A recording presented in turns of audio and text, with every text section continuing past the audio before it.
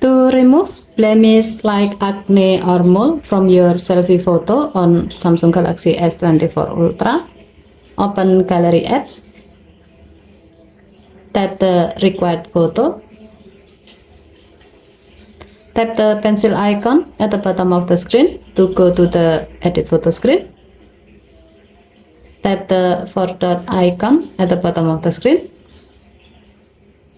tap face effect, swipe the icon area below the photo to the left,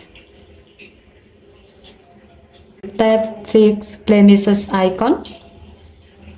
If needed, you can adjust the width of the area that will be removed by this filter. To do so, drag the adjustment bar below the fix blemishes icon.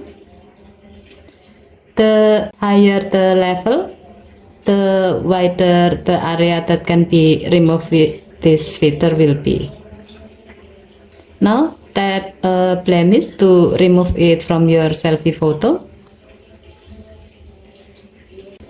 If you are happy with the result, tap done button and then tap save to save the change.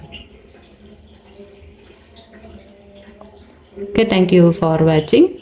Please help to like and subscribe. Have a nice day.